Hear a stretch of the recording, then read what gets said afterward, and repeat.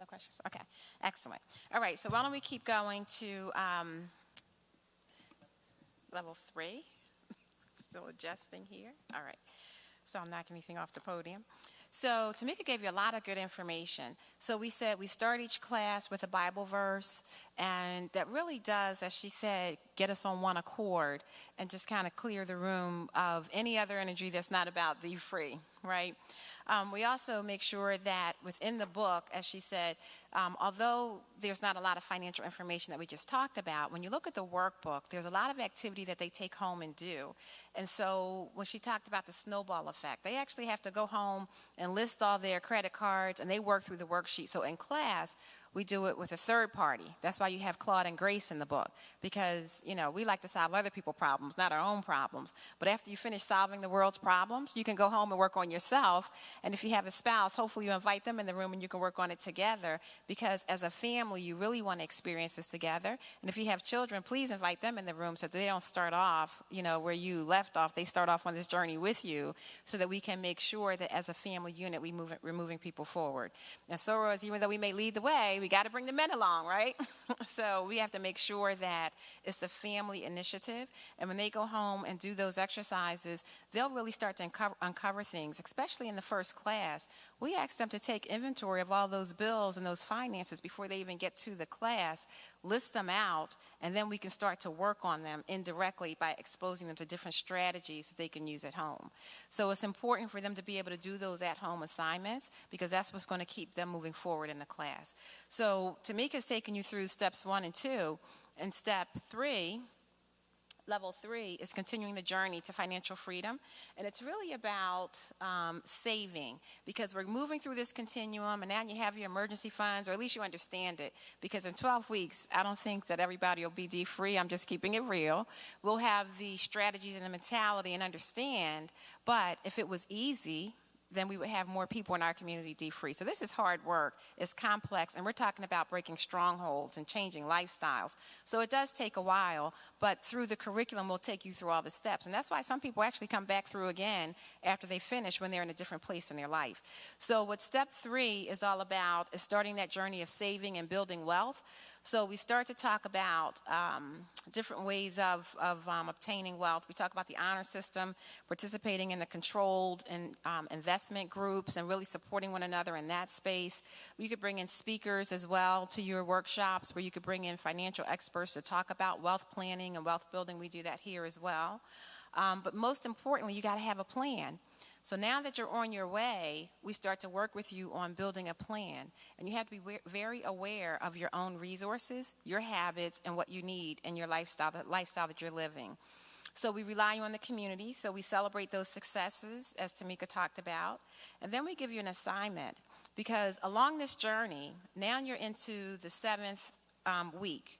So here, by now, you should have a financial advisor that you're engaging with, because we're not giving you professional financial advice. We're giving you strategies, and we're giving you, practical approaches to how you can change your lifestyle. So you want to make sure that they're engaging. So what I do here is make sure that we bring those resources to the church. So on Saturdays, in addition to the seminars, we have financial advisors who can help you one-on-one. And we don't charge for any of this, because here is a ministry.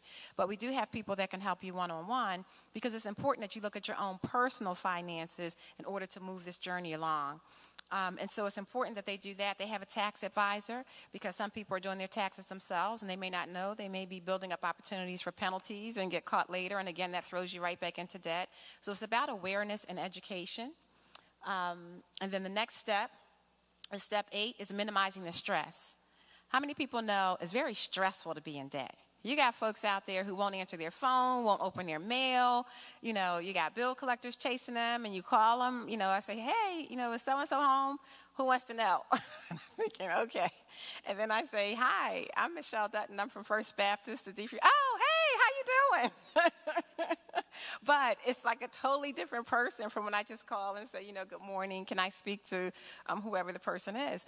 And it's interesting to me, because that's hard work.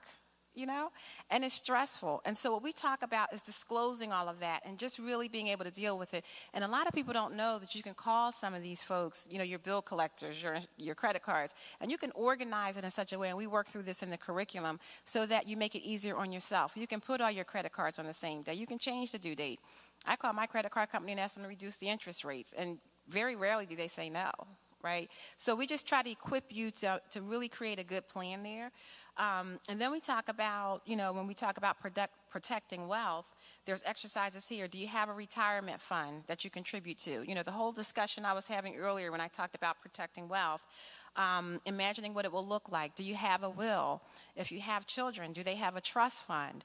Have you done estate planning, or are you just going to make sure that, when you pass on, your children have to deal with the estate tax and all of that because you haven't planned properly, or the probate tax? So it's all about planning and equipping in this stage. Life insurance, do you have your beneficiaries set up right? And do you really just have control? So that's all about building a good plan. And once again, we talk about it through exercises in the class, but then you have to go home and really start to work on that. And that's why I said the process may take longer than 12 weeks, but you give them the foundation to get started, and then we equip them each month with support along the way. And then we have this method that we call the DIME method, and looking at how much insurance you need. And one of our corporate sponsors, Prudential, helps with this as well as they talk to folks. But just knowing your current debt. Do you know some people don't know their current debt level because they're afraid to add it up? Now, whether you know or not, it's not going to change, right? But some people just don't want to deal with that. When Tamika talked about the budget, how many people really list everything that they spend so that they can see their spending habits? It tells you a lot if you're willing to do it, but it's a scary thing to track every single thing that leaves. It's a lot of work, but it does give you, some insight into what you're doing. And your values may not be reflected by how you're spending your money because you're doing this spontaneous spend, and then when you go to do something important, you don't have enough money to do it, right? I have a lot of examples of that, but I won't get into that. So we look at your income. You look at your income. We don't look at your personal information. Your mortgage, your remaining mortgage, because that's a big debt for some folks. And then your education, college plans if you have children, because, once you start to do better, a lot of that aid is no longer available. And, we're in an interesting space within our community right now. When I grew up, I had a lot of financial aid because we were low income. But now that I'm doing better, my daughter has no financial aid unless there's something specific about her academics. So I have to plan differently than what my parents planned for me, right? And so with that, we have to make sure that we're continuing to plan forward. So we go through those methodologies within the class, and we help people through. And if you look at the workbook, there's exercises in there that they complete to work that through. So talked about minimizing the stress. Did I talk about minimizing the stress? Yes. So the next one is maintaining the focus. And the goal for this section is to really have meaningful steps towards your goal.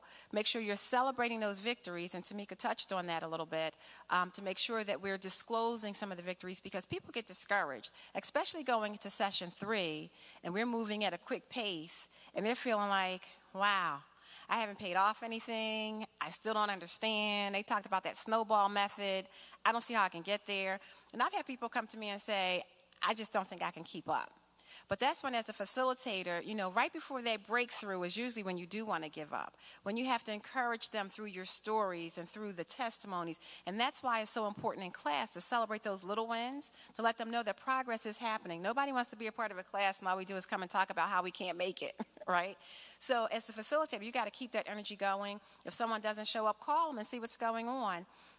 One of the classes, someone said, I just have so many bills, I can't even get them organized. Well, not coming to class is not going to fix it, right? So we have to support one another and encourage one another, pray for one another, and help. Because I may not want to get with them and go through their bills because that's personal, and then they may feel a little weird in class if I know too much.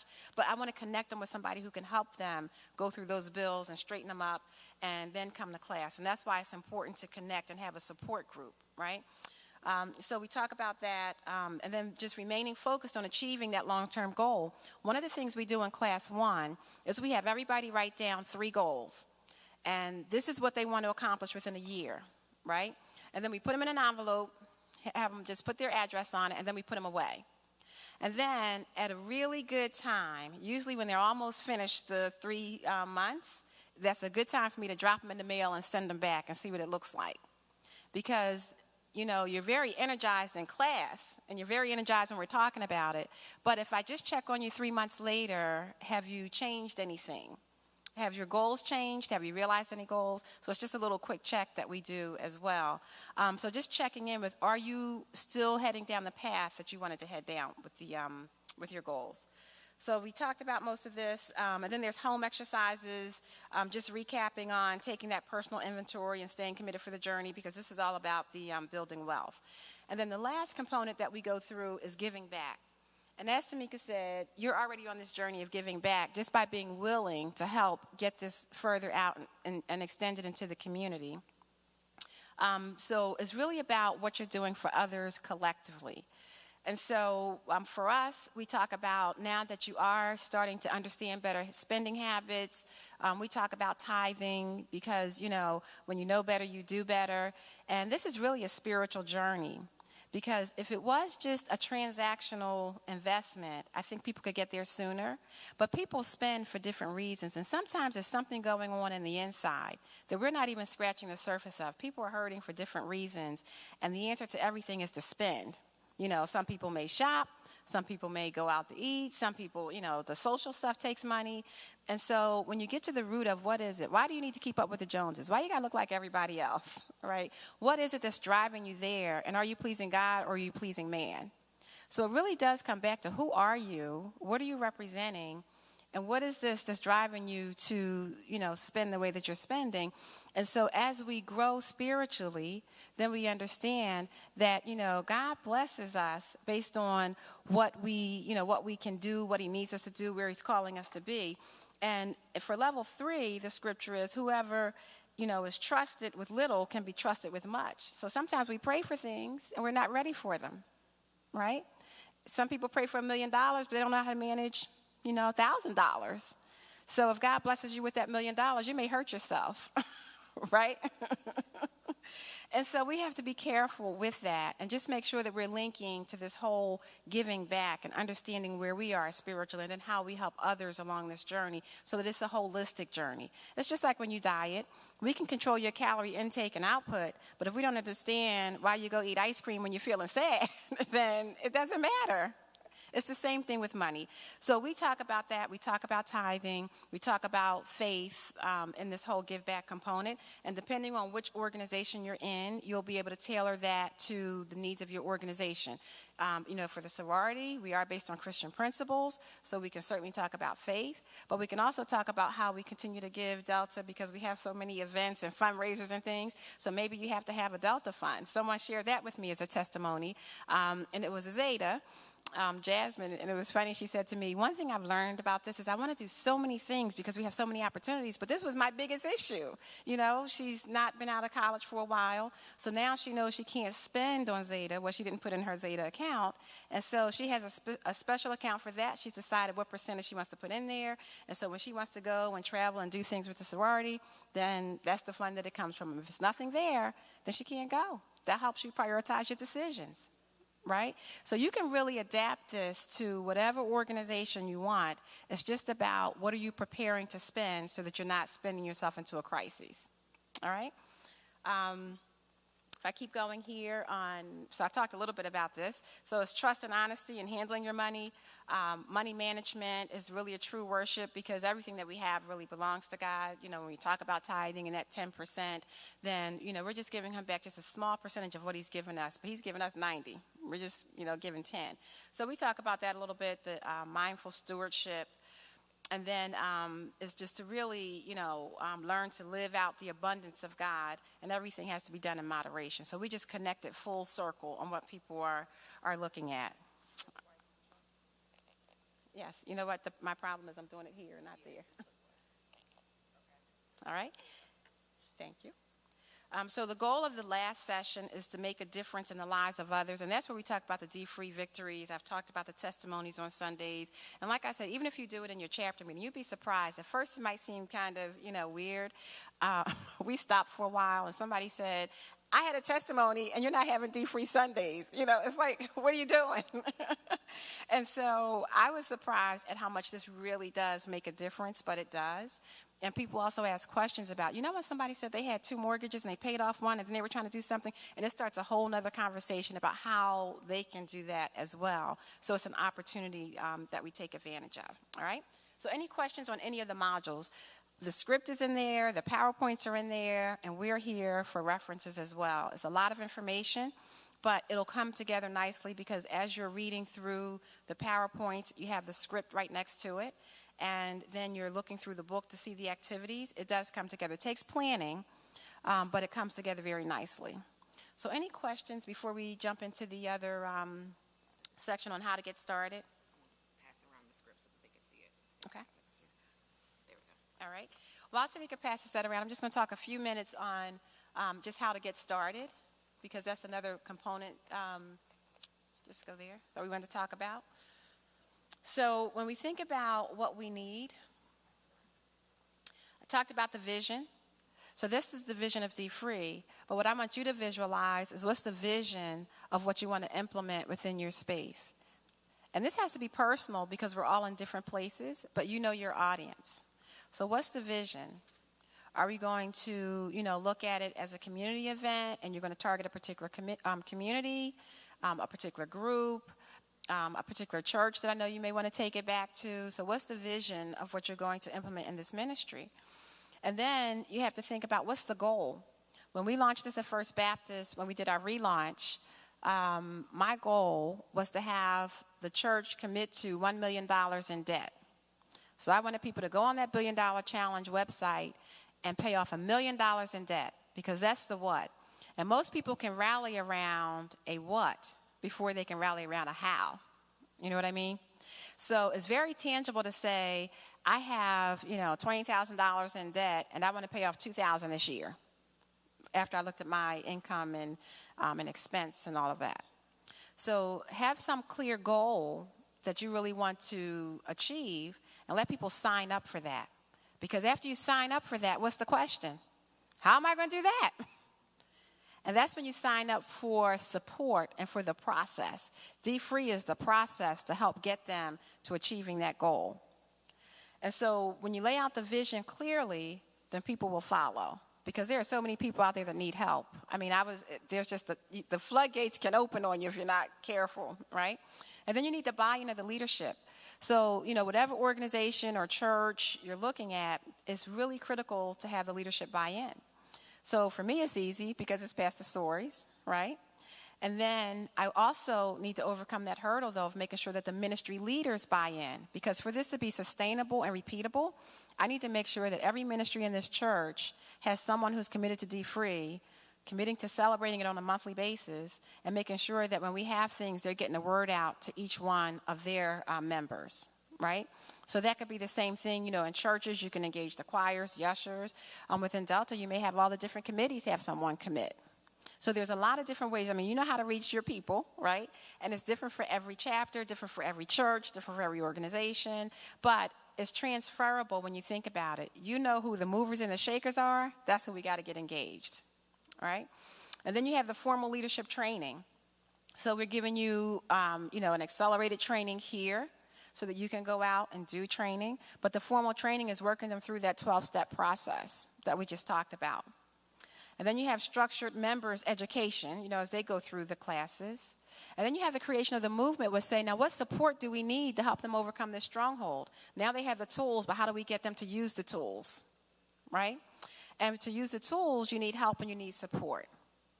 And then the ongoing visibility is the celebration. Have graduations, put it in First Friday. Let people know you're doing some good stuff here that others may want to engage in. And so just get the word out and make it visible, because so many people want to participate. And even in our ministry here, people will ask me, well, I want to help, but I'm not dfree yet. Well, most of the folks aren't dfree. It's a journey that we're on. Some are, but it's a journey. And we just want to meet you where you are and move forward.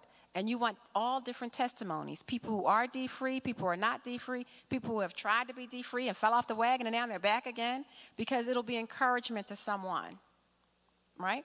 So to do that, I mean, when you pull it together in that manner, then you have something that's sustainable and repeatable that you can implement. All right? So quickly, for the roles and responsibilities, you need a leader. I serve as the ministry leader here. I make sure that we bring the whole program together and the different components come together and work, and I keep people energized around the vision. We have a program administrator. The First Baptist Church administrator is here also. Kimberly Smith is the administrator. It's a lot of work, right? Because you're tracking the classes, you're tracking, what's going on, you're making sure that logistics are done. So that can also be implemented differently based on your organization. But somebody has to do the administrative part of it, right?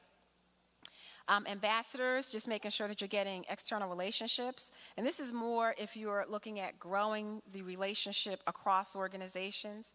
You need a champion who's going to work internally to be an advocate, to say, hey, you coming to the dfree meeting? Somebody has to help spread the word, right? A trainer who can facilitate the workshop. And I think most of you are signed up to do that. A marketing team to help promote the awareness. Nothing like planning a big event and 5 people show up. So someone has to be able to get the word out, right? Then a technology lead, because we are moving our platform to online, and we have Sanaya as our technology lead. We stream live because you can really meet the masses. And plus, in this day and age, if you're not online and streaming, then you're just not in there, So you may not be able to get there, for each chapter or for each church, but to the extent that you can, then I encourage that. So you do want someone to have the technology lead who can help you work things. If nothing else, just getting the PowerPoints on the screen and projecting and things like that. But you're always welcome to take advantage of our live streaming as well. And then just really creating that overall culture. Like I said, set the goal, launch it, get the classes going. Host seminars or join our seminars, and we're going to try to live stream as many as we can because you need that support. And if you don't have access to monthly seminars, then just have some monthly follow-up after the training so that it's not a 12 weeks and done, that you encourage one another to keep going. And then celebrate, when people graduate, celebrate. And then make sure that you're integrating it throughout your different organizations, committees or ministries, depending on what you're involved with. And so I would say when we looked at the 12-week workshop, the first time around we did all 12 weeks back to back. Second time around we said, well, let's organize them so that you do 4 weeks at a time, because people were a little afraid to commit to 12 weeks. But you know your culture, you know your organization, so you can play with this and just own it. Do what's right for you, because every organization, congregation is going to be a little different. So you just have to own the material and be comfortable with it. Timing-wise, it takes some time to roll out the process. Just to identify the leadership sometimes take a couple of months, right? In larger organizations. In smaller organizations, I think you can get this done if you've already identified your trainers, the leader is bought in, your chapter presidents have bought in. At least for the 4 chapters here, I started with the chapter president so they know that you're here, they're a part of it. So, you can really get going quickly once you organize yourself around the materials that we've given you. And we're here to support you. We can come out, we can help you with the books. We can help you get your materials together. We'll make ourselves available to get it going. All right? Leadership training and ministry coordination. It takes about 2 months to run through the pilots and all of that. But like I said, this is for new organizations just getting started when we think about the timing of that. And then creating the awareness and enthusiasm. Once you get all ready to go, you have to make sure that you're building this up in the community, in your organization, so that you have enough people signing up and you're not begging people to come to the workshop. So create some excitement around that. And then you're ready for your launch.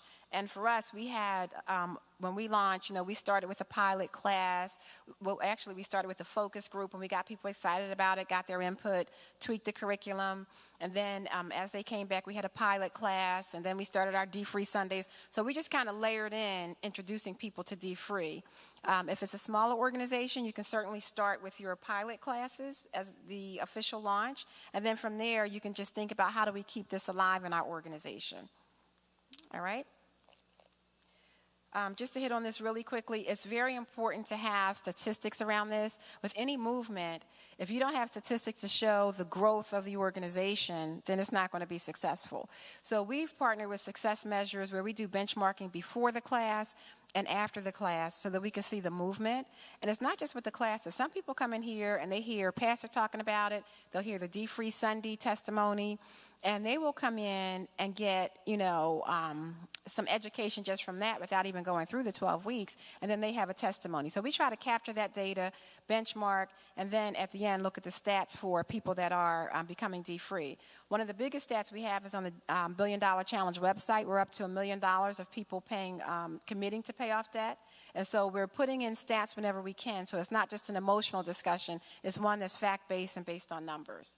So the data and the reporting is very important, and we work with you on that as well. And actually, we administer that site. So Tamika actually administers that for the groups that we have now so that we can, send the surveys, bring them back. They're anonymous. We're not getting into people's personal business, but we do it by number. And that way we can see the growth of the community that we're serving.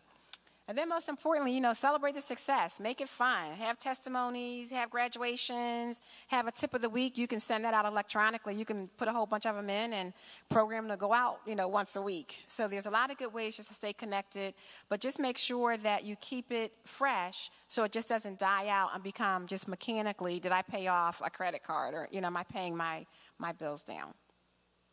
I talked about how to stay connected with us already. I covered this. And then, as Tamika started with, it really just stands for eliminating debt, getting out of delinquency and deficiencies in order to establish deposits, dividends, and deeds. So we can move towards ownership. All right? So any questions on any of that? And then there's websites here. One other resource I wanted you to be aware of is in your dfree book. Towards the back of the book, I don't think I brought one up here with me. There's a resource section, and there's a lot of websites in there that you can take a look at on dfree, on money management. And so we have them in there. Some of them are organizations that will help for free. Some have a cost. Thanks. So starting on page 209, there's the dfree resources. So I encourage you to look at them. They have financial literacy, banking, debt reduction, money management, credit cards, and even books that you can read on the topics. So as people get more involved, there's sites that you can refer them to as far as resources. All right? Any questions on any of that? It's a lot of information, but it's all there for you.